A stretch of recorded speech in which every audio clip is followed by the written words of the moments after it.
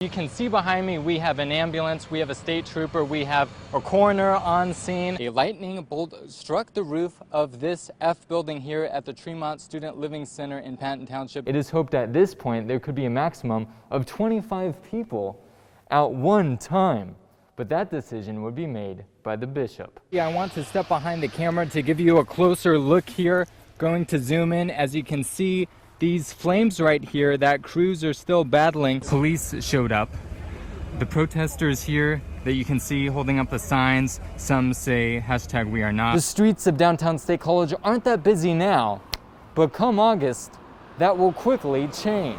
Those tankers have been shuttling back and forth here. You can see them behind me. The Husky says drones aren't a toy. They help make work more efficient.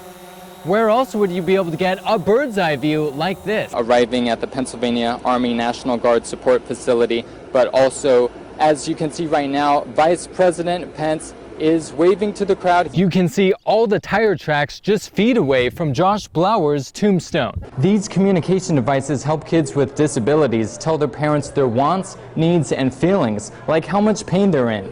I feel a lot of pain. I'm at the State National Guard Readiness Center in Huntington, where Todd Messner trained before serving in Iraq. His family tells me he developed post-traumatic stress disorder after his tour, and it lasted for years. He wasn't like this forever, and he was a family man. We did lots of things as a family. He wasn't just some crazy guy with a gun. Todd Messner's wife Alda says post-traumatic stress disorder from serving in the National Guard in the Iraq War changed him. And Friday's incident with police wasn't the first time his PTSD caused him to do something dangerous. He had a breakdown. He did some damage to the neighbor's house. In January 2015, Messner poured gasoline on his neighbor's cabin trying to burn it. Alda says he was taken to a psych hospital, got medication, served time in jail, and moved back in with his family for 3 years. This past April, he stopped taking his medication. Alda says the VA in Altoona said Messner had to commit himself there to be treated. She gave him an ultimatum. I told him, if you're not going to take your meds, you need to leave. I don't want you around the kids. I don't know what you're going to do. Messner moved in with his mother, Sandra Messner, in April. On July 18th, Sandra says state troopers picked up Messner on a 302 medical warrant, allowing them to take him to an emergency room for an involuntary medical evaluation. But Sandra says the doctor never evaluated her son. A week later, and the day before he was shot and killed by police, she says she saw him with a gun. He was holding the gun up to up at his neck, under the right side of his jaw. I said, put that down, and then he put it, he put it away, and I didn't see it. State Police Trooper Joseph Dunsmore tells me police could hold a news conference on the shooting as early as this Wednesday.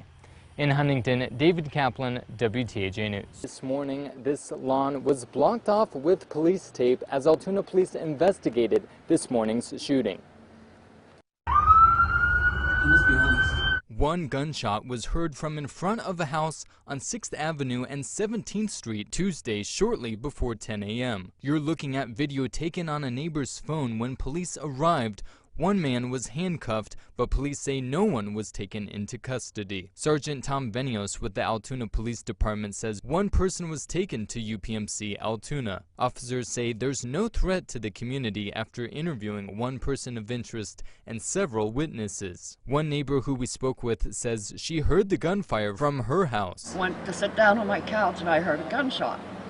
So I jumped up and looked out the window and seen a gentleman in the field with a gun in his hand.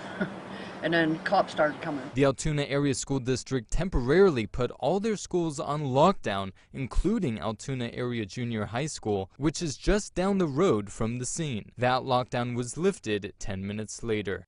Officers have not confirmed the condition of the person taken to the hospital or if any charges will be filed. Police are continuing to investigate. In Altoona, David Kaplan, WTAJ News.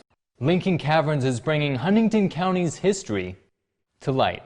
We have family from New Jersey and we're from Ohio. This was a good middle point for us to meet, and it looked like a good spot to be with some fun activities for the kids.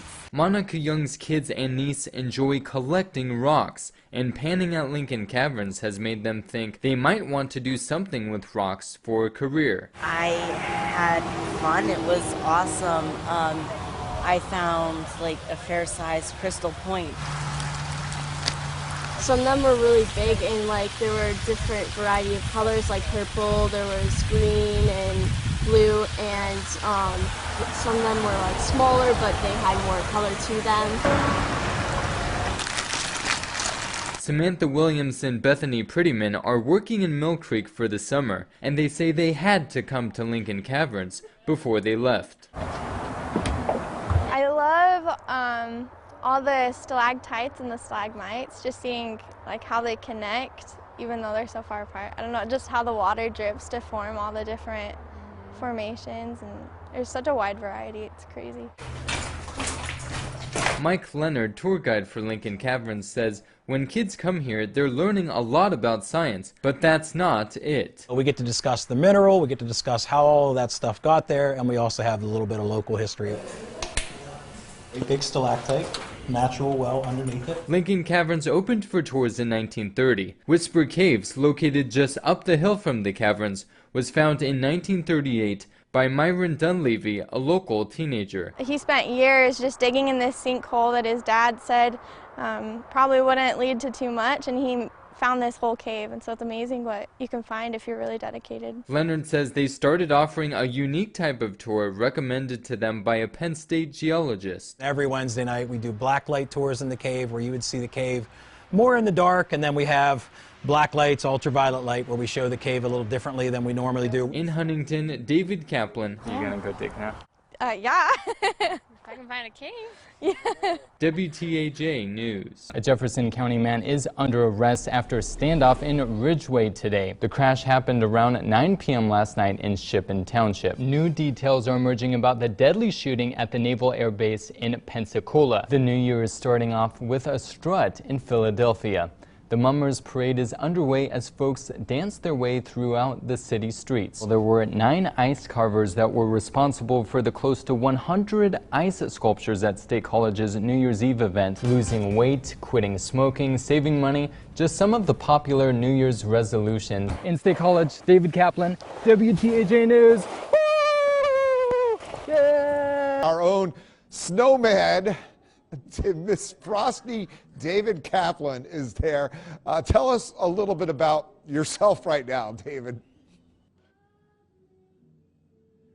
That's right, Joe. Well, as you know, of course, we've had so much snow in the area, I thought might as well become a snowman to get in the Christmas spirit, right? Merry Christmas to you, Rosie. We're both big basketball nerds. Yeah. Now, you're getting to wear your MB jersey because you won a bet. I'm a Lakers fan and they lost today.